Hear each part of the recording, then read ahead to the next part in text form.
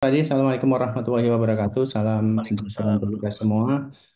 Tentu terima kasih untuk seluruh moderator Dr. Fajri Israk Esa MH Mars dan seluruh guru, profesor, doktor, dan teman sejawat semua. Ya, mohon maaf, seharusnya mungkin sampai di rumah saya tadi jam 6 karena memang liburan Natal sepertinya akhirnya telat. Mungkin untuk mempersingkat waktu, terima kasih untuk paparan dan dari Dr. Halim tadi saya mendengar, kemudian menyimak juga apa yang disampaikan oleh Dr. Ing dan nanti menunggu apa yang nanti disampaikan oleh DJSN. Sayang di dalam forum ini kita tidak bisa berdiskusi langsung dengan BPJS Kesehatan ya. Harapannya bisa berdiskusi langsung dengan BPJS Kesehatan. Dan mungkin untuk para penanggap, Dr. Sarah Bintang, kemudian guru saya Dr. Muhammad Nasir, SPK Kadelau, kemudian Ketua PRC, dan nanti akan ada Prof. Hasbullah serta Dr. Nazar dan juga Dr. Kang Hadi. Ya. Baik, mempersingkat waktu, izin sebelum menyampaikan terkait paparan tentang pemahaman aspek kecurangan pembiayaan, tentu kita harus paham dulu dari sistem pembiayaan JKN saat ini gitu ya. Nah, sistem pembayaran JKN kita hari ini itu berbeda. Ini harus dipahami oleh semua. Yang dulu kita retrospektif, sekarang kita pembayarannya adalah prospektif. Apa itu prospektif? Bahwa biaya itu sudah ditetapkan dari sejak awal, bahkan sebelum pelayanan itu diberikan. Itu yang kita kenal dengan Indonesia Cash Based Group. Jadi pembayaran sekarang itu tidak lagi fee for service, tetapi adalah prospektif. Nah, tentu diskusi prospektif ini kita lewatkan, tetapi harus dipahami kita bukan lagi fee for service, tetapi adalah prospektif dengan sistem INA-CBCS.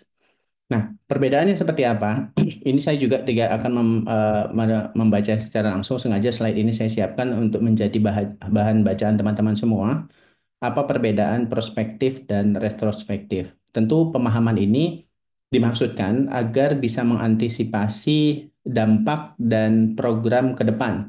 Apakah pelayanan yang kita berikan itu memang untung? Karena kalau diskusi soal fraud itu adalah diskusi kecurangan memperoleh keuntungan. Nah, kalau tidak untung bagaimana? Tentu bukan fraud gitu ya. Baik. Nah, tentu tarif tadi sudah disinggung juga oleh Dr. Ing bahwa setiap rumah sakit itu sebenarnya punya tarif dan biaya satuan yang berbeda. Ini yang harusnya dipahami. Perbedaan itu bukan karena kelas A, B, C, D-nya saja, tetapi ada persoalan-persoalan lain. Contoh pengalaman saya mengurusi grup 4 rumah sakit di 10 kabupaten kota, itu biaya pembelian obat untuk rumah sakit yang ada di kota dengan yang ada di kabupaten berjarak 6 sampai 8 jam dari ibu kota provinsi itu berbeda. Padahal untuk produk yang sama, untuk obat yang sama, untuk jenis yang sama. Nah, ini perbedaan ini yang mungkin perlu dipahami oleh para pembuat kebijakan. Termasuk pelayanan JKN ini nanti akan ditetapkan oleh Kementerian Kesehatan dan permintaan hari ini sepanjang kita belum menerapkan preventif promotif dan masih bersifat kuratif, maka jangan harap eh, angka kunjungan ke rumah sakit akan menurun gitu ya. Nah, ini konsep tarif inhasi bicis supaya dipahami oleh semua bahwa tarif JKN itu sudah mencakup semua. Bayangkan, untuk jasa sarana sudah masuk, kemudian operasional rumah sakit sudah masuk, termasuk fixed cost dan variable cost di dalamnya. Bahkan jasa pelayanan, dokter, kemudian jasa lainnya itu sudah masuk di dalam satu paket inasi bijis. Nah, tentu paket inasi bijis inilah yang prospektif tadi, ada tarif yang tidak untung dan ada tarif yang mungkin untung. Gitu ya. Ini yang bagaimana rumah sakit mampu melakukan subsidi silang. Nah, saya ingin sampaikan di sini, regulasi tentang tarif inasi bijis, di awal kita menggunakan Permenkes 59 2014. BPJS itu sejak 2014. Jadi sejak 7 tahun, sejak 2016 sampai 2023, bayangkan, tidak ada kenaikan tarif. Hampir 7 tahun tidak ada kenaikan tarif. Perubahan-perubahan terakhir yang saat ini, hari ini kita gunakan adalah Permenkes 3 2023. Itu besarnya tarif itu kenaikannya hanya rata-rata di 9,5%. Sejak 7 tahun, kenaikan hanya sebesar 9,5%. Nah, tentu sebelum kita memahami terkait nasi bijis, teman-teman, Bapak, Ibu, dan teman sejawat semua bisa membaca, memahami Permenkes 76 2016 tentang pedoman penggunaan nasi bijis tadi, di luar tarifnya. Jadi membaca Permenkes 3 2023 harus dibarengi dengan membaca Permenkes 76 2016. Baik. Nah, ini yang menarik bahwa diskusi fraud seharusnya pemerintah melihat beban fasilitas pelayanan kesehatan. Kalau kita lihat tarif tingkat inflasi itu rata-rata dan nanti di tahun 2025 kita akan menghadapi kenaikan PPN 12%. Ini bisa dilihat bahwa tarif inflasi kumulatif sejak 2016 sampai 2023 itu mencapai 24,15%. Artinya, kenaikan tarif inasi bijis yang sejak 7 tahun 2016 sampai 2023 itu hanya sebesar 9,5%, ini masih berada di bawah inflasi kumulatif selama periode. Jadi total kenaikan tarif tadi yang sejak 7 tahun baru kita nikmati di tahun 2023 hanya sekitar 11,36% dari tarif awal pada saat BPJS itu digelontorkan itu di tahun 2014. Nah, kalau kita lihat lagi di dalam data BPS, itu tarif kumulatif itu mencapai 31%. Bayangkan, dengan tingkat inflasi, kemudian harga BMHP meningkat, obat meningkat, sementara tarif inasi bijis itu flat, artinya rumah sakit sebenarnya rugi. Jadi kalau rumah sakit rugi itu jangan kemudian dituduhkan mendapat keuntungan fraud. Ini penting sebenarnya. Memahami secara keseluruhan bahwa tarif itu tidak terlalu menguntungkan bagi rumah sakit. Nah,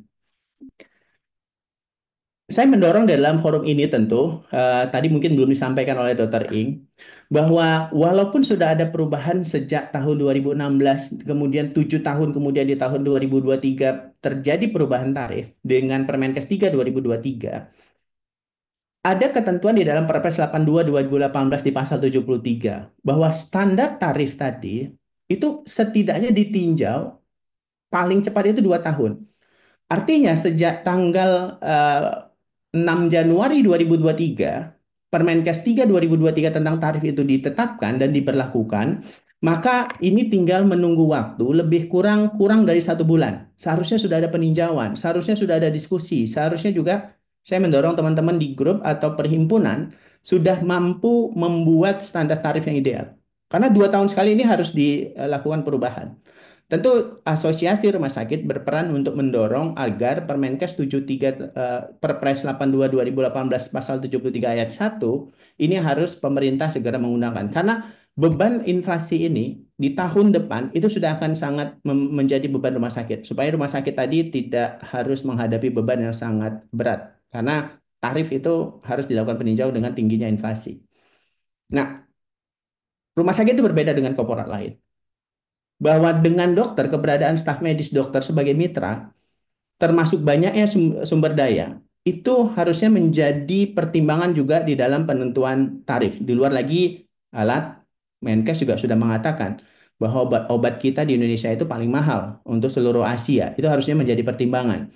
Kompleksitas rumah sakit ini dipertimbangkan bahwa rumah sakit itu berbeda dengan rumah sakit yang lain. Kita padat layanan, padat regulasi, padat undang-undang, padat peraturan menteri tenaga kerja, padat peraturan presiden, padat pungli, padat sanksi, padat semuanya. Nggak ada bisnis yang separah ini gitu. Tidak ada satu manajer pun atau direktur dan pemilik rumah sakit memahami semua regulasi. Termasuk regulasi yang hari ini kita hadapin itu tidak harmonis, bertentangan dengan regulasi yang lain. Satu aturan itu ternyata dengan aturan lain tidak sinkron. Bahkan satu aturan lain yang mengatakan boleh, aturan lain itu mengatakan tidak boleh. Saking padatnya, di luar tadi kita harus mengurusi SDM, tenaga, standar akreditasi rumah sakit, ketentuan, pedoman, aturan. Ini kompleksitas rumah sakit yang kita mulai itu sejak parkir sampai kamar jenazah. Bahkan risiko industri rumah sakit itu sangat besar fluktuasinya. Rumah sakit saat ini selain dihadapi tantangan nanti di awal Januari 2025 dengan kenaikan PPN itu 12%, berarti kebutuhan makan pasien akan meningkat di luar BMHP dan obat. Kemudian juga kebutuhan terhadap laundry pasti akan meningkat, air listrik pasti akan meningkat, gaji pegawai pasti akan meningkat. Maka siap-siap saja akan risiko kehilangan tenaga medis dan tenaga kesehatan kalau tidak mampu membayar sesuai dengan yang disepakati atau yang mereka inginkan. Di luar risiko hukum yang tadi sudah sedikit dijelaskan oleh Dr. Halim, bahwa akan ada sanksi pidana di dalam ketentuan tadi fraud. Bahkan dengan risiko kebijakan pemerintah, kalau pemerintah tetap tidak menaikkan tarif inasi bijis yang sudah diatur dalam Permenkes 3 2023, ini adalah risiko industri rumah sakit yang saya khawatir untuk rumah sakit yang lain itu mampu atau tidak bertahan. Bayangkan untuk rumah sakit nanti ke depan tidak akan ada lagi kelas A, B, C, dan D. Bahkan rumah sakit lagi ke depan tidak akan ada lagi rumah sakit khusus dan rumah sakit umum. Semuanya wajib memberikan seluruh jenis pelayanan kesehatan. Ini termasuk juga saat ini kita sedang mempersiapkan KRIS. Tidak ada regulasi yang serumit kita bahwa untuk melakukan kredensialing dan rekredensialing pun harus bawa meteran untuk mengukur antara satu tempat tidur dengan tempat tidur yang lain. Harus mengukur juga suhu ruangan gitu. Padahal itu tidak terlalu berdampak terhadap kenaikan tarif. Bahkan tarif pun belum diatur sampai hari ini terkait tentang kebijakan rawat inap. Ini resiko industri yang nanti akan dihadapi oleh rumah sakit dan saya khawatir kalau pemerintah tidak mempertimbangkan risiko-risiko ini, itu akan berdampak terhadap tuduhan-tuduhan fraud tadi. Nah, kita flashback dulu ke belakang. Di tahun 2019, pada saat BPJS defisit, inilah yang terjadi di Sumatera Utara. Kebetulan ini tempat saya. Rumah sakit dengan mudahnya oleh kejaksaan itu dituduh dengan bahasa tipu 40 rumah sakit itu ratusan miliar. Yang ini kasusnya tidak pernah bergulir sampai hari ini. Bahkan kasus ini adalah kasus yang hoax gitu ya. Tidak, karena tidak bisa dibuktikan. Angka 16,5 triliun ini juga angka yang sangat irasional kalau menurut kita. Itu pada saat 2018 BPJS sedang defisit, kemudian 2020 kita menghadapi pandemi. Nah, sepertinya ini siklus tahunan. 5 tahun kemudian, BPJS kemudian defisit kembali, isunya sama. Yang hari ini kita bahas juga isunya sama. Fraud lagi dengan 865. Semua tuduhannya adalah kepada rumah sakit. Semua tuduhannya adalah kepada pimpinan fasilitas pelayanan kesehatan. Tanpa mempertimbangkan objektivitas terhadap tuduhan dan definisi fraud tadi. Nah, kerugian negara atau kerugian BPJS? Kalau kita mau melihat, apakah memang kerugian negara bisa masuk atau kerugian BPJS? Kalau itu dituduhkan kerugian akibat pelayanan kesehatan, coba baca di dalam pasal 11 Undang-Undang 24 2011 bahwa di sana BPJS berwenang menempatkan dana jaminan untuk investasi jangka panjang, jangka pendek. Seandainya investasi itu bodong atau investasi itu ternyata merugikan, tanggung jawab BPJS di mana? Jadi penggunaan investasi itu juga harusnya terbuka. Kalau itu menguntungkan, jangan kemudian tuduhannya kepada rumah sakit. Nah, yang terpenting adalah prinsip equality before the law. Seharusnya semua sama di mata hukum. Tidak boleh menuduhkan sesuatu tanpa bukti yang cukup kuat. Presumption of innocence. Bahwa asas praduga tak bersalah, setiap ada dugaan fraud, itu harusnya dikedepankan. Fraud itu kejahatan atau pelanggaran. Kalau itu diarahkan kepada kejahatan, tentu seluruh unsur akan masuk. KPK akan masuk, jaksa akan masuk, kepolisian akan masuk.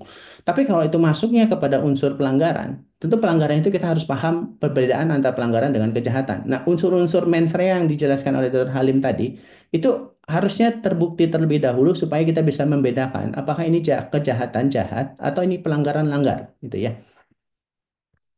Sayangnya, inilah yang terjadi dengan kondisi kita hari ini.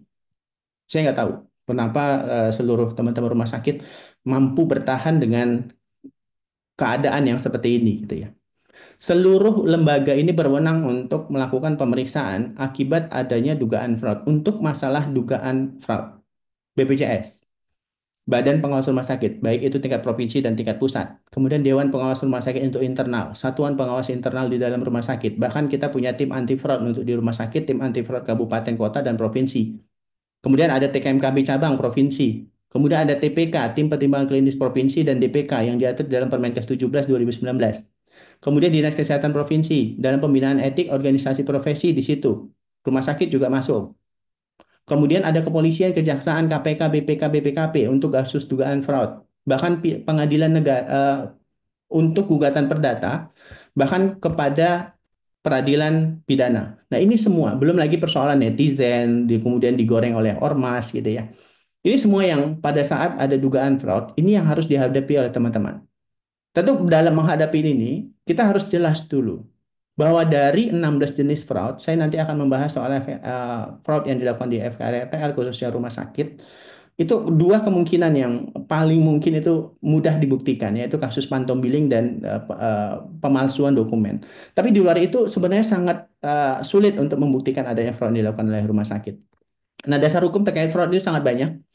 Di luar undang-undang terkait tindak pidana korupsi, kemudian program JKN, bahkan undang-undang kesehatan itu mengatur ini. Kemudian pelaku tadi sudah dijelaskan oleh Dr. Halim bahwa pelaku itu bukan hanya rumah sakit, itu yang perlu diingat. Permenkes 16 2019 sebagai pengganti Permenkes 35 2015 itu peserta pun pernah dan sering melakukan dengan meminjamkan kartunya. Tapi apakah mereka disuruh mengembalikan juga? Apakah mereka diberikan sanksi juga? Apakah mereka akan diancam dengan pidana juga? Termasuk di luar itu adalah BPJS yang tidak pernah naik ke permukaan fraud yang mereka lakukan. Mungkin mereka menghalangi atau menghambat atau menunda terkait klaim. Termasuk penyedia obat yang di mana rumah sakit itu memesan obat atau memesan alat kesehatan, tetapi kemudian ditunda obat tersebut atau kemudian tidak diberikan obat tersebut. Kalau mengacu kepada definisi fraud yang dilakukan oleh penyedia obat dan alkes, itu termasuk dalam kategori fraud yang dilakukan oleh penyedia obat dan alkes. Apakah mereka juga dilakukan tindakan yang sama seperti yang saat ini dilakukan ke rumah sakit disuruh mengembalikan? Termasuk fraud yang nanti akan dilakukan atau dilakukan oleh kepentingan yang lain. Tapi nanti khusus karena memang konsentrasi saya, keminatan saya adalah di Pasienkes FKRTL, saya akan membahas di FKRTL. Nah, terkait fraud, ini definisi fraud. Baik yang diatur di dalam Permenkes 19 2016, termasuk juga yang diatur di dalam Perpres 12 2013, yang ini sama dengan Permenkes 35 2015 yang sudah dinyatakan dicabut tidak berlaku, ada 5 unsur. Dan unsur ini sangat sulit sebenarnya untuk membuktikannya. Dan seharusnya asas presumption of innocence itu harusnya diberlakukan. Teman-teman harusnya berani untuk berargumentasi terhadap hal ini. Bahwa tindakan tersebut harus dilakukan dengan sengaja. Pembuktian unsur mens rea dengan sengaja ini di dalam hukum tidak mudah. Termasuk harus membuktikan tindakan sengaja itu dilakukan untuk mendapatkan keuntungan finansial. Tarif inasi bijis itu tidak semuanya itu mendapatkan keuntungan finansial. Kita banyak yang menombok di situ. Dan tentu itu dilakukan dalam program JKN, maka itu tidak bisa dilakukan untuk rumah sakit yang non BPJS. Dan tentu perbuatan itu dilakukan dengan curang. Perbuatan curang seperti apa? Kita harus bisa bedakan mana perbuatan curang yang diatur dalam Permenkes 16 2019 dengan perbuatan curang yang itu tidak termasuk di dalam ketentuan Permenkes 16 2019. Jadi itu yang dimaksud dengan tidak sesuai dengan ketentuan peraturan perundang-undangan. Jangan semuanya kemudian dituduhkan fraud. Tidak melakukan pemeriksaan lab dibilang fraud lagi gitu ya. Nah, ini harus dibedakan. Kemudian ada kasus yang tidak diinginkan kemudian dibilang fraud lagi gitu. Nah, unsur-unsur tindakan yang dilakukan dengan sengaja termasuk melalui perbuatan curang, sengaja saya kotakkan ini sebenarnya sangat sulit secara hukum untuk melakukan pembuktian. Tentu teman-teman harus mampu berargumentasi untuk membedakan unsur-unsur mana yang paling mudah dilakukan. Tindakan perbuatan ada. Untuk mendapatkan keuntungan, itu yang harusnya ada ahli yang mengatakan apakah itu untung. Kalau satu kasus kita layani pasien dan itu rugi, seharusnya itu tidak masuk dalam unsur-unsur kecurangan fraud. Kita melayani pasien dan kita rugi. Tarif 4 juta, ternyata pengeluaran tarif rumah sakit 5 juta. Tarif pasien yang harusnya itu kita tetapkan dengan tarif rumah sakit 5.500.000, tetapi karena dia pasien BPJS hanya 3.500.000, itu rugi namanya, bukan untung. Jadi untuk mendapatkan keuntungan finansial dari program JKN, tentu ini harus jelas unsur-unsurnya dan perbuatan itu dilakukan oleh siapa. Tadi dokter ini sudah sampaikan.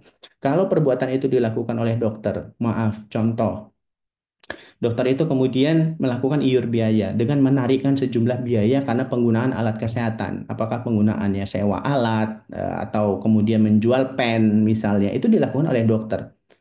Dan rumah sakit terkadang tidak mengetahui ini, baru mengetahui setelah ada sanksi atau pemberitahuan atau whistleblower. Tentu pelakunya dokter tadi yang harus bertanggung jawab, bukan rumah sakit yang kemudian diberikan sanksi. Nah, siapa yang mendapatkan keuntungan finansial terhadap program ini? Ini yang harusnya dikejar. Bukan kemudian, bisa saja itu dilakukan oleh manajemen. Contoh, manajemen berkontrak atau berinteraksi dengan dokter. Dokter kemudian menitipkan alat kesehatannya dengan harga 1 juta. Tapi kemudian rumah sakit atau manajemen yang melakukan penarikan biaya 3 juta. Tentu perbuatan itu bukan dilakukan oleh dokter, tetapi dilakukan oleh manajemen. Tentu manajemen yang harus bertanggung jawab, bukan dokter yang harus disuruh mengembalikan. Termasuk kalau memang pengurusan SIP itu dilakukan oleh manajemen, Sementara dokter tidak terlibat kecuali hanya melampirkan syarat-syarat pemberkasan. Dan seandainya dokumen itu ternyata dipalsukan atau dokumen itu tidak sesuai dengan aslinya, nah tentu manajemen yang bertanggung jawab bukan dokter yang kemudian bertanggung jawab. Karena pengurusan administratif itu rumah sakit yang mengurus. Jadi siapa yang mendapatkan keuntungan? Apakah keuntungan itu dinikmati pribadi, dokter, atau manajemen? Tentu unsur-unsur pembuktian kecurangan ini sulit. Nah, kalau kita diskusi case, ada rumah sakit yang sudah bertahun-tahun, dia sulit membayar biaya operasional, baik gaji pegawai, fixed cost, tagihan obat. Kemudian direktur perusahaan atau ketua yayasannya meminta supaya direktur rumah sakitnya itu melakukan pelayanan bakti sosial lah ke desa-desa, ke kampung-kampung. Nah, nanti pelayanan bakti sosial itu, masyarakat yang sudah dilayanin, itu dianggap rawat jalan dan kemudian ditagihkan ke BPJS. Apakah kasus pertama ini fraud? Kemudian siapa yang bertanggung jawab? Ini yang kemudian diterjemahkan sebagai fraud. Benar apakah eh, keliru bahwa bakti sosial ini fraud? Berbeda dengan kasus yang kedua. Dengan kondisi yang sama, kalau rumah sakit bertahun-tahun dia tidak mampu atau mungkin sulit menutupi biaya operasional, membayar gaji THR Natalan tahun baru nanti, kemudian manajemen melakukan pengisian rekam medis dengan nama dan identitas pada saat bakti sosial, sama-sama dilakukan bakti sosial, dan seluruh rekam medis itu diisi sendiri sampai kondisi pasien itu pulang, seolah-olah dia dirawat, tanda tangan dokter ditiru, kemudian tulisan dokter juga dipalsukan. Apakah ini fraud juga? Dan siapa yang bertanggung jawab? Apa beda kasus yang pertama dengan kasus yang kedua? Nah, inilah pemahaman kita terhadap fraud itu harusnya benar dulu. Untuk kasus pertama, ini kasusnya bukan fraud. Ini termasuk kasus yang harusnya adalah klaim yang tidak dibayarkan. Ini adalah klaim yang tidak dijamin, bukan kasus fraud. Kita lihat dari Perpres. Jadi kita harus mampu membedakan mana kecurangan fraud yang diatur di dalam Permenkes 16 2019, yang ini pengganti 35 2015, dan mana klaim yang pelayanannya itu tidak dijamin. Pelayanan tidak dijamin itu diatur di dalam pasal 52 ayat 1 Perpres 59 2024. Jangan mencampur adukkan keduanya. Yang seolah-olah pelayanan yang tidak dijamin ini pun, kalau ini ditagihkan oleh rumah sakit kepada BPJS dan BPJS sudah melakukan verifikasi, kemudian disetujui pembayaran, kemudian mereka menuduhkan fraud. Itu yang harus dilawan, argumentasi itu. Kita lihat pasal 52 ayat 1 Perpres 59. Bahwa ada pelayanan yang tidak dijamin. Untuk pelayanan yang tidak dijamin itu, termasuk adalah pelayanan kesehatan yang diselenggarakan dalam rangka bakti sosial. Itu bukan fraud, tetapi adalah pelayanan yang tidak dijamin. Termasuk pelayanan yang tidak sesuai dengan ketentuan peraturan perundang-undangan. Ini adalah pelayanan yang tidak dijamin, bukan fraud. Ini sama seperti pelayanan yang dilakukan di luar negeri, itu tidak bisa dijamin. Pelayanan untuk kesehatan tujuan estetik, itu tidak bisa dijamin. Pelayanan untuk tujuan infertilitas, itu juga tidak dijamin. Meratakan gigi ortodonsi, itu juga tidak pelayanan yang tidak dijamin. Itu bukan fraud. Termasuk alat dan obat kontrasepsi yang diajukan oleh rumah sakit, itu bukan fraud. Tetapi adalah pelayanan yang tidak dijamin. Mencampur adukan keduanya, inilah kekeliruan. Dan jangan dibiarkan, begitu. Jadi pelayanan yang itu tidak ada hubungannya dengan manfaat jaminan kesehatan yang sempat diajukan oleh rumah sakit, itu pelayanan yang tidak dijamin. Termasuk adalah rujukan atas permintaan sendiri dan pelayanan yang lain yang tidak sesuai dengan ketentuan, itu bukan fraud, tetapi adalah pelayanan yang tidak sesuai ketentuan yang ini tidak dijamin. Baca pasal 52 ayat 2 Perpres yang terbaru 59 2024. Termasuk keadaan menyakiti diri sendiri, kemudian melakukan tindakan bunuh diri, ketergantungan obat gitu ya. Jadi kalau kemana-mana di lehernya itu ada obat, itu juga ketergantungan obat gitu ya. Jadi obatnya digantung-gantung di situ. Nah, ini yang harus dibedakan. Mana yang termasuk pelayanan yang tidak dijamin dengan mana yang termasuk fraud. Sekarang kita masuk ke dalam kategori fraud. Nah, ini yang harus menjadi kewajiban BPJS. Kita bertanya dulu, apakah BPJS sudah menjalankan kewajiban yang diatur di dalam Undang-Undang 24 2011? Bahwa BPJS wajib memberikan informasi dan hak kewajiban termasuk prosedur kepada masyarakat. Saya sebagai peserta BPJS dan juga pengguna BPJS nggak pernah ini diinformasikan apapun. Ini yang kemudian buat ribut di dalam IGD. Pasien itu seolah-olah ditolak dari IGD, tidak sanggup rawat inap. Tetapi yang dipersalahkan adalah rumah sakit, tetapi yang dipersalahkan oleh dokter. Padahal kewajiban BPJS untuk memberikan informasi. Silakan baca pasal 10. Pasal 10 itu dalam melakukan fungsi, BPJS punya tugas berikan informasi mengenai penyelenggaraan program JKN kepada peserta dan masyarakat. Sudah atau belum? Jangan hanya mampunya itu menagih saja. Kalau tidak tertagih, kemudian tidak dilayani pelayanan publiknya, SIM, KTP, dan lain sebagainya. Termasuk pasal 13, BPJS berkewajiban untuk memberikan informasi kepada peserta mengenai hak dan kewajiban. Jangan cuma haknya saja, tetapi kewajiban peserta pun harus dipenuhi. Salah satunya adalah mematuhi ketentuan yang berlaku di rumah sakit. Termasuk BPJS itu punya kewajiban memberikan informasi kepada peserta mengenai prosedur, bagaimana untuk mendapatkan haknya tadi. Jangan kemudian minta rujukan, kemudian jangan kemudian minta dilayanin, dan lain sebagainya, tapi ternyata dia pun nggak pernah mendapatkan informasi apapun. Termasuk juga kalau BPJS membatasi jumlah operasi katarak. Mohon sampaikan itu kepada peserta. Jangan kemudian rumah sakit yang akan menjadi beban. Kalau memang katarak itu setiap rumah sakit itu dikuota-kuotakan, ditetap-tetapkan gitu. Mana tanggung jawab ini? Maka seharusnya kita sebagai masyarakat, kita sebagai peserta BPJS, kita keluarga kita yang menjadi peserta BPJS, harusnya bisa melaporkan pelanggaran atas pasal 10, pasal 13 Undang-Undang 24 2011 ini kepada hakim, karena kita dirugikan dalam hal ini karena kita tidak diberikan informasi. Bayangkan, dokter saja di dalam Perkonsil 4 2011, 28 jenis pelanggaran disiplin, dokter itu sudah melakukan informed consent. Tetapi kemudian pasiennya meninggal atau kemudian pasiennya cacat. Tidak memberikan informasi yang etis dan jujur saja, padahal sudah dilakukan, sudah diberikan. Itu dokter diberikan sanksi, bahkan sampai pencabutan STR 3 bulan, ada yang 1 tahun.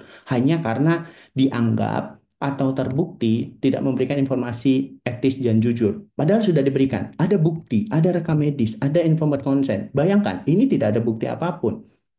Kewajiban BPJS untuk memberikan informasi. Ini tidak dilakukan, tetapi akhirnya menjadi beban rumah sakit. Rumah sakit yang kemudian harus berjanji memberikan pelayanan. Kita masuk kepada jenis kecurangan fraud. Ini jenis-jenisnya, ada 16. Fraud yang dilakukan di rumah sakit, saya fokus hanya kepada rumah sakit.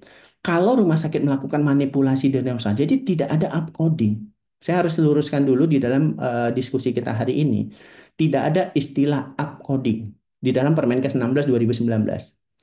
Istilah upcoding itu kita temukan di dalam Permenkes 35 2015. Itu sudah dicabut dan tidak berlaku.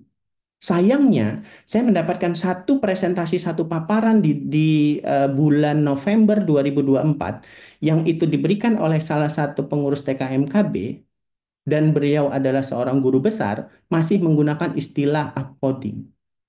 Istilah upcoding itu tidak ada di dalam Permenkes 16 2019. Istilah upcoding itu baru kita temukan di Permenkes 35 2015. Beda. Istilah upcoding itu adalah penelitian Prof. Laksono di tahun 2015. Itu sudah dicabut, tidak berlaku. Kita menggunakan Permenkes 16 2019. Yang ada apa? Yang ada adalah memanipulasi diagnosa atau memanipulasi tindakan. Di mana tindakan itu tujuannya untuk menentukan besaran klaim dengan memalsukan diagnosa. Contoh, pasien itu apendisitis akut. Tapi setelah dilakukan tindakan operasi, operasinya tanpa penyulit, dan di dalam resumenya, di dalam berkasnya tertulis apendisitis perforasi. Ini pernah terjadi di salah satu provinsi di Indonesia. Tentunya kita diskusinya adalah Indonesia. Dilakukan pemeriksaan cek langsung kepada pasiennya. Dan seluruh dokumennya itu apendisitis perforasi. Tetapi luka sayatannya, luka bekas operasinya, semua ditemukan adalah sudut kanan bawah. Tentu ini masuk dalam kategori manipulasi diagnosa. Atau pasien dengan pterygium grade 1.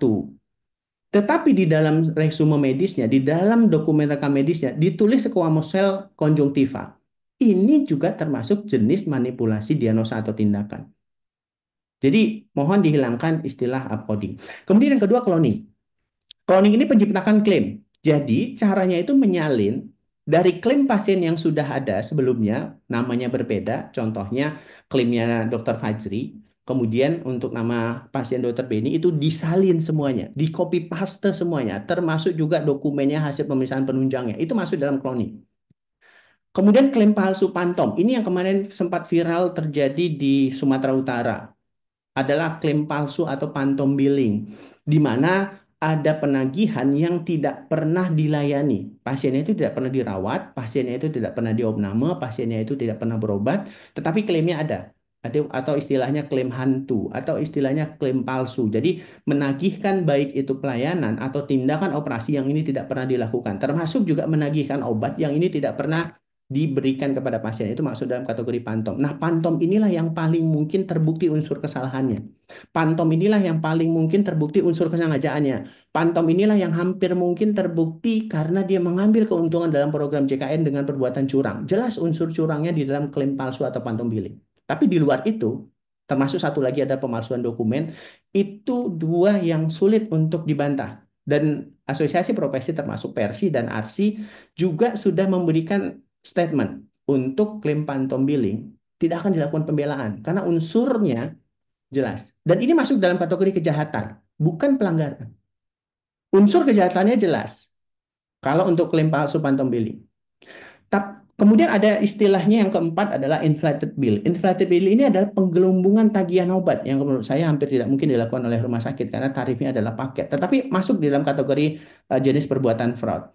Contoh ini adalah klaim yang itu lebih besar dari biaya yang sebenarnya.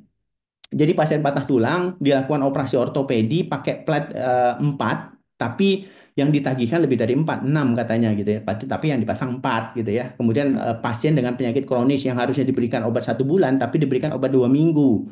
Termasuk pasien yang kemo, dia diberikan obat 2 vial, tapi diklaimkan 4 vial. Ini masuk dalam kategori inflated bill. Nah, kemudian ada pemecahan episode. Ini pemecahan episode yang dilakukan sesuai sebenarnya dengan indikasi medis, tapi dia tidak sesuai dengan ketentuan. Ketentuannya diatur di mana? PNPK dan PPK.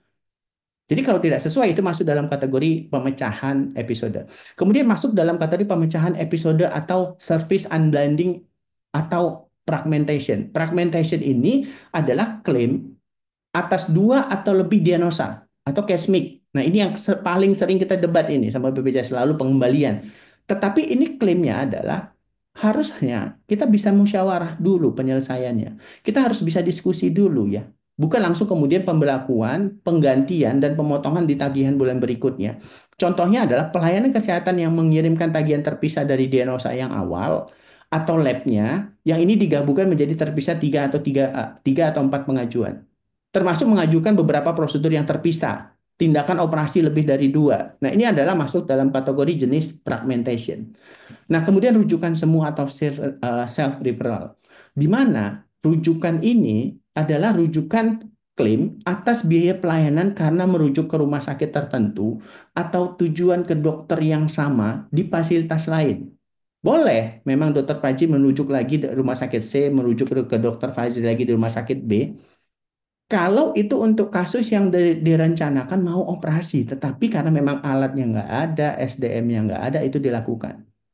Tetapi kalau alatnya ada, SDM-nya ada, dan itu mampu dilakukan, dirujuk dengan alasan biaya karena rumah sakit C dengan rumah sakit B itu tarifnya berbeda, itu masuk dalam kategori. Tetapi kalau tidak, maka itu tidak masuk dalam kategori self-referral. Artinya ini masih bisa ada wilayah argumentasi debatable kita.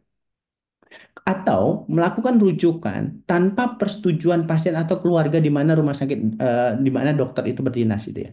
Nah, kemudian ada yang ke-8 yaitu repeated bill. Ini adalah klaim untuk kasus yang sama yang sudah pernah didagihkan tapi ditagihkan ulang dan memperpanjang hari rawat. Ini jarang sekali dilakukan oleh rumah sakit tetapi masuk prolonged stay of stay.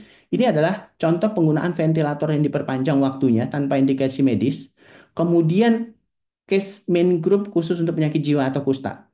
Dan yang ke-10 itu memanipulasi kelas perawatan, manipulasi of room. Tadi dia dirawat di kelas 1. Dia dirawat sampai selesai di kelas 2, tetapi klaimnya di kelas 1. Itu masih mungkin. Itu masuk dalam kategori manipulasi kelas perawatan. Kemudian menagihkan tindakan yang tidak dilakukan. Contohnya dilakukan tindakan biopsi tetapi tidak jadi dilakukan, tetapi tagihannya dilakukan. Termasuk pasien yang nggak jadi rawat inap, kemudian dilakukan rawat inap. Itu jenisnya 11. Kemudian yang ke-12 hanya ada 16. Bedakan dengan yang klaim yang yang tidak dijamin tadi. Kemudian yang ke-12 adalah melakukan tindakan pengobatan yang tidak sesuai dengan indikasi medis. Tentu kita mudah membuktikannya dengan anamnesis, pemeriksaan fisik, pemeriksaan diagnosa. Kalau itu tidak sesuai antara anamnesis, pemeriksaan fisik sampai kepada pemeriksaan penunjang, itu mungkin masuk dalam kategori perbuatan melakukan tindakan yang tidak sesuai dengan indikasi. Kemudian admisi, readmisi, di mana ini pasien yang rawat inap dipulangkan, kemudian masuk lagi dengan berbagai alasan. Itu masuk dalam kategori admisi yang berulang, termasuk menarik biaya, iur biaya. Iur biaya ini juga harus sesuai dengan ketentuan. Ada iur biaya yang diperbolehkan dan ada yang tidak diperbolehkan. Kemudian memberikan suap atau menerima suap terkait pelayanan kesehatan ini hampir tidak mungkin. Dan yang terakhir adalah memalsukan. Ini masuk dalam kategori kejahatan atau tindak pidana memalsukan surat izin praktek atau surat izin operasional rumah sakit. Tentu kategori ini dibedakan dengan dokter itu punya SIP tapi SIP-nya tidak terdaftar. Apakah itu palsu? Kalau itu masuk dalam kode memalsukan, maka yang menggunakan itu bisa dikenakan dengan ancaman pidana yang sama. Bukan hanya yang membuat, tetapi yang menggunakan juga. Nah, bagaimana cara memenangi fraud tadi? Tentu kita harus punya program internal, alarm internal. Ini Baik, izin waktunya tinggal 3 menit lagi. Ya, terima kasih. Ya. kemudian menerapkan kode etik dan juga seleksi di dalam ketentuan. Nah, sistem pencegahan ini penting. Ini adalah peran semua, baik internal di rumah sakit, kabupaten kota dan provinsi. Ini tim-timnya bisa dibuat di pusat dan di kabupaten kota, diperkuat timnya, termasuk ini unsur-unsur timnya. Artinya, di dalam unsur tim pencegahan fraud, kalau ada rumah sakit yang dituduh fraud, tentunya kita harus balik bertanya, di mana peran tim pencegahan yang sudah dibentuk kabupaten, kota, provinsi, dan pusat? Harusnya mereka ikut turut bertanggung jawab. Apakah tim pencegahan ini sudah melakukan perbuatannya atau tugasnya sesuai dengan regulasi? Tugas tim pencegahan fraud itu sebenarnya adalah penanganan fraud. Jadi kalau ada rumah sakit diduga fraud, mereka yang menangani, bukan kemudian dengan BPJS menyuratin, mengembalikan gitu. Ini harusnya dibahas di tingkat pencegahan internal. Termasuk di sini. Saya ingin penegasan di sini di dalam penyelesaian dugaan fraud. Bahwa Perpres 82 2018, termasuk juga Permenkes 17 2019, bukan TKMKB yang punya kewenangan untuk menentukan fraud. Bukan rumah sakit, bukan BPJS juga yang menentukan itu pengembalian atau tidak.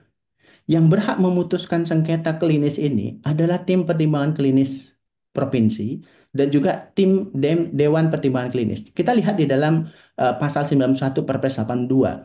Dalam hal terjadi sengketa terkait pelayanan jaminan kesehatan, baik itu sengketa peserta dengan rumah sakit atau peserta dengan BPJS atau BPJS dengan rumah sakit atau BPJS dengan asosiasi Persi atau ARSI, maka penyelesaian harus dilakukan musyawarah mufakat. Jangan tutup pintu untuk musyawarah mufakat. Sengketa itu harus diselesaikan terlebih dahulu secara musyawarah mufakat. Libatkan kepala dinas kesehatan provinsi, libatkan kepala dinas kesehatan kabupaten kota atau badan pengawas rumah sakit. Itu amanah Perpres 82 2018. Baca di dalam ketentuan pasal 91 ayat 3. Dalam penyelesaian tadi, kalau tidak ada musyawarah mufakat yang tidak bisa diselesaikan, padahal sudah melibatkan kepala dinas kabupaten kota provinsi, ini sekarang kepala dinas kabupaten kota provinsi pun tidak diterima juga sama BPJS. Harusnya selesaikan itu dengan Dewan Pertimbangan Klinis. Amanahnya adalah DPK, bukan TKMKB. Lakukan itu dengan cara mediasi atau pengadilan. Selesai. Bukan lewat jalur TKMKB. Jadi TKMKB mohon izin. Itu tidak punya kewenangan. Silakan baca Permenkes 17 2019 bahwa DPK dan TPK, Dewan Pertimbangan Klinis di tingkat pusat dan tim pertimbangan klinis tingkat provinsi, itu punya kewenangan menghentikan dan atau melanjutkan proses pemeriksaan sengketa klinis. Apa itu sengketa klinis? Sengketa klinis adalah ketidaksepahaman para pihak menyangkut pelayanan, menyangkut tindakan klinis yang itu terdampak terhadap paket pembayaran klaim yang terjadi dalam program JKN. Jadi jelas, kalau kita berdiskusi atau berdebat dengan BPJS karena ini terkait pembayaran, maka kewenangan TPK dan DPK lah sesuai dengan Permenkes 17 2019 pasal 9 pasal 10 untuk menghentikan dan atau melanjutkan proses pemeriksaan segini. Termasuk juga TPK dan DPK ini punya kewenangan membuat keputusan penyelesaian sengketa klinis. Bahkan DPK punya kewenangan untuk memberikan pertimbangan atau pembentukan atau pemuktakhiran terkait penatalasaan klinis atau clinical pathway. Jadi persoalan clinical pathway yang punya kewenangan untuk melakukan pemuktakhiran atau memberikan pertimbangan itu adalah DPK, bukan TKMKB. TKMKB itu tidak punya kewenangan, khususnya di dalam menyelesaikan sengketa klinis dalam dugaan fraud. Jadi kewenangan TKMKB itu apa? Baca pasal 38 Permenkes 71 2013. Mereka punya kewenangan sosialisasi tentang apa itu kewenangan tenaga medis dan tenaga kesehatan dalam menjalankan praktek profesi mereka. Lakukan utilisasi review dan audit. Mereka boleh melakukan audit sama seperti komite medik. Mereka lakukan pembinaan etik dan disiplin, tapi bukan menyelesaikan kasus sengketa klinis atau dugaan fraud. Jadi kalau ada pada ketentuan yang mengatur, mohon didiskusikan di sini. Karena sepengetahuan saya, tidak ada kewenangan TKMKB di dalam memutuskan atau memberikan rekomendasi untuk ini dibayarkan atau tidak dibayarkan. Nah, kalau kemudian TKMKB melakukan audit medik atau pihak lain eksternal melakukan audit medik, baca Permenkes 24 2022, pembukaan isi rekam medis tanpa persetujuan pasien untuk kepentingan audit medik, maka pembukaan itu harus mendapatkan persetujuan menteri melalui dirjen dulu. Jadi tidak boleh memberikan sembarangan dokumen rekam medis itu. Kalau ingin mendapatkan dokumen rekam medis, ingin dibuka isi rekam medisnya, maka untuk kepentingan audit medik, maka pembukaan isi itu harus mendapatkan persetujuan menteri melalui dirjen, pasal 36 ayat 2, jelas. Nah, ini penting terkait ketentuan bahwa praktek kedokteran itu bukan adalah suatu kepastian, tetapi adalah kesepakatan antara tenaga medis dan tenaga kesehatan dan juga pasien. Nah, yang dilakukan adalah upaya terbaik, bukan menjanjikan hasil. Yang kita lakukan adalah sesuai dengan norma, standar pelayanan, standar prosedur, dan itu tidak menjamin hasil.